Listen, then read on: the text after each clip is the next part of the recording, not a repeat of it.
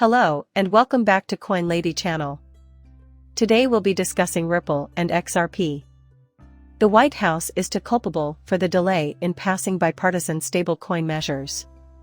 Patrick McHenry claims that we came closer than ever before to reaching an agreement, but that a few minor but crucial provisions prevented that from happening. A third party was involved. The negotiations were complicated by the presence of a third party who did not feel the same sense of urgency. There was hope for a compromise from both parties at the White House. We came as near as we ever have before, yet there were still some minor but crucial points of disagreement. Naturally, the public will buy into the narrative that the Trump administration is stifling crypto in an effort to eliminate it. They are making an effort to achieve both of these goals. One thing I do want to point out is that this is all part of a carefully crafted strategy. A good portion of this is deliberate. There will be rules implemented, and the industry will continue to grow. Back on July 11th, I tweeted it over to them. As I also mentioned, in my perspective, the lawsuit between Ripple and the SEC has been prepared since October 2020. In the name of fair play, Brad Garland House is advocating for a uniform national regulatory system. The G20, the FSB, the IMF, and BIS have been meeting since February 2023 to develop a global regulatory framework for cryptocurrencies. We've already seen a release in July, and others are expected in July and September of this year. After that, in December of 2022. When it comes to the global oversight of crypto asset activity, Ripple has the chance to weigh in with who, sure enough, it was the FSB. XRP, if accepted, represents a security right in the ongoing litigation. Sure. The same remark appears again in the Ripple response, this time emphasizing the importance of a unified global regulatory framework for cryptocurrencies in order to avoid further regulatory fragmentation. Although the lawsuit against Ripple and XRP was filed with the good intention of streamlining crypto legislation, it slowed down the technology as a result of the need to set up necessary infrastructure and standards. That's also what's occurring here, they're taking it easy. What, then, can go right so that other countries can advance rapidly in crypto, and why? You might be thinking, wait, Ben, at this point. I mean, what good does that do them?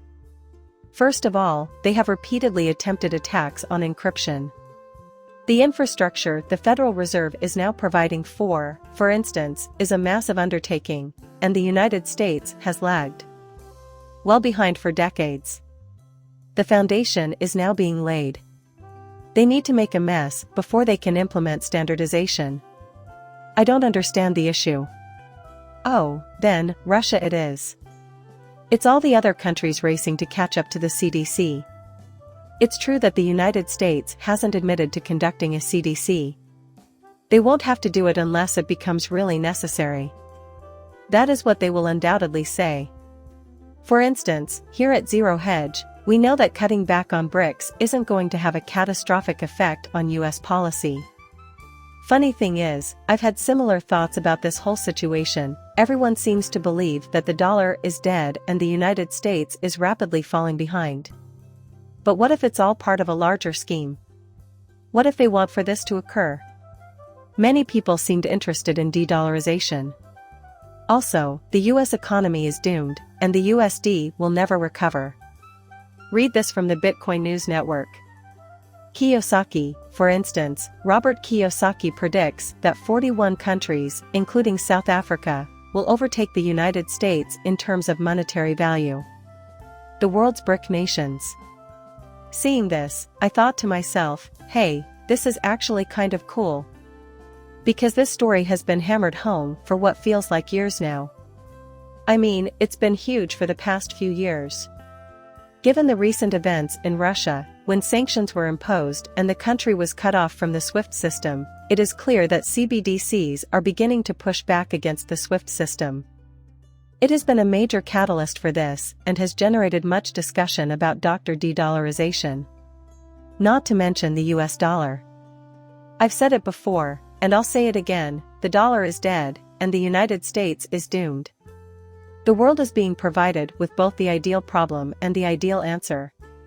The problem is that 99% of people are preoccupied with something else. There are major initiatives and solutions in this area. By implementing them, I might dramatically improve the efficiency of the global monetary system and usher in a technological revolution on a scale never before seen. De-dollarization is the way to go, in my opinion. Incorporation of alternative settlement currency/systems BRICS, growing the system and creating new currencies both contribute to the ascent of the new system, and this is a major issue. Everyone agrees this is terrible news for the dollar. Check this out, concentrate on the important linkages with the IMF XRP XDC XLM blockchain/DLT, and use them already, but without scale. The infrastructure is being prepared. And look at this. The month of June, 2022. The international monetary system may be on the cusp of significant change due to a confluence of economic, geopolitical, and technological forces. I included these tweets in a recent video, and I've talked about this in past videos as well. The US dollar may slip, but it will continue to roll. It is unclear, however, whether or not these factors will cause the US dollar to lose its status as the world's preeminent reserve currency. Back home, too, new technologies will have positive and negative consequences for emerging market economies. What will happen is the United States will become a major supplier of blockchain technology, whether or not XRP is involved. It makes no difference if this asset is a public blockchain or a private one. Given the current state of affairs, it's no surprise that they plan to implement blockchain and DLT technologies. As Brad Garlinghouse put it, it will create competitive markets where people have no choice, so in a sense it has leveled the playing field. And the United States is practically at that position now. However, we still have at least a few months, if not years, to go. I mean, this one at the bottom, right? This is a fascinating topic. This is a direct quotation, then. New forms of money made possible by digital technologies have the potential to challenge fiat currencies and usher in a new era of domestic and international currency competition. However, it is also possible that these new forces will lead to greater centralization with some currencies, giving even fewer people a disproportionate amount of power and influence. In other words, the dollar's hegemony may be strengthened rather than weakened by many of these changes. And now let's get over here to the House Committee on Financial Services to see what's up. There is drama in the House Financial Services Committee as we speak, as reported here by Zach 1. There is a plethora of breaking news. However, it would appear that nobody cares. Rare occasions like this are a gold mine of information. The most important points from this topic should be extracted. And first, some extremely brief context. The HFSC is having a markup on legislation that would legalize and standardize stable coins at the federal level, allowing them widespread adoption by consumers, merchants, and banks. Members' amendments to the measure and the bill itself will be put to a vote. The law would answer fundamental problems regarding the business, like whether or not banks can use public blockchains. Without this diversion from Congress, guidance from Congress. Even though Chair McHenry and R.M. Waters had intended to reach a bipartisan consensus on the measure, the White House is still holding out, and the entire industry could be wiped out as early as tomorrow if a deal isn't reached. This morning's reports indicated that both R.M. Waters and the Democrats wanted to push the vote out until September. The month of September was certainly intriguing. When is September going to come around already? This FSB, IMF, and BIS working paper represents the most recent information regarding the aforementioned international regulatory structure. McHenry has already delayed this markup several times, from June until July 19th. In addition, on July 26th and 27th. While this may have been encouraging in the past, today's vote indicates that there is no consensus in favor of the bill and that it will not become law unless circumstances change. What transpired today is as follows. In the first place, then, we do reach our ceiling. Chair McHenry has been asked by Maxine Waters to delay the markup until September. Now is the time when her staff tries to block a quorum by ordering all Democrats to leave the room. Chair McHenry mutters excitedly to himself, "I know what's coming," as a Democrat employee tells the party to leave the room. Representative Wagner is overheard saying, "I think she shouts pathetic at the deporting Democrats," as Republicans watch Democrats leave the room. Meanwhile, a senior Republican aide tallies the ballots and realizes the Republicans need 2 more members to enter the room in order to reach quorum. There are many new developments surrounding this, but for now, we have the stalling techniques. After these films, the rest of this is all empty rhetoric. To put off voting on the bill until the next major event, however, Arm Waters has asked for a roll call vote on several procedural motions that would otherwise be decided with an informal voice vote. The question of whether or not to halt further consideration of the bill is currently under discussion. A motion to require the clerk to read the full bill has not yet been tabled. It appears that a member can request the complete bill be read even if a move to require the clerk to do so fails. The clerk should read the entire bill as requested. Interlude: all this procedure is just stupid.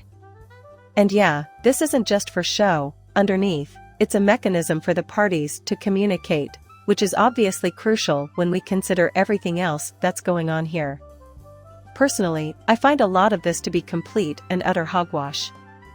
Due to the confluence of the FSB, the IMF, and the BIS working on this global regulatory framework, I believe that the month of September will be a pivotal one for the market.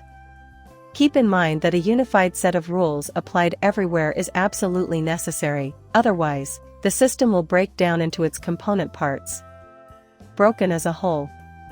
All these other countries and jurisdictions will have their own unique methods to regulation, which will only serve to further complicate matters.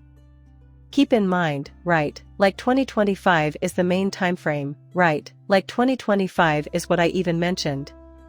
I explained why I think the SEC's case against XRP was premeditated in detail, using myself as an example. Finally, after a few days of waiting, the FSB's suggestions for a worldwide regulatory framework have been completed. It's fascinating to me that, despite being in the middle of a litigation, Ripple was able to comment on and offer recommendations about this framework, as evidenced by the photos and my tweet on the subject. The document's strongest feature is its confirmation that the FSB intends for its proposals to be implemented globally by the year 2025. It's worth noting that Johnny Dean said crypto rules will take a while, maybe even years, and that 2025 is his best bet.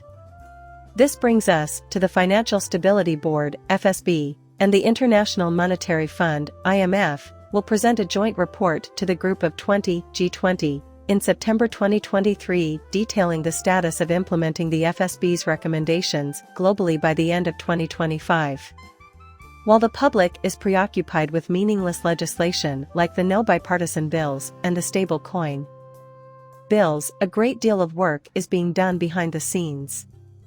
And in terms of the equal playing field, I think that all of that comes with rules, so you really need to pay attention to what is occurring here.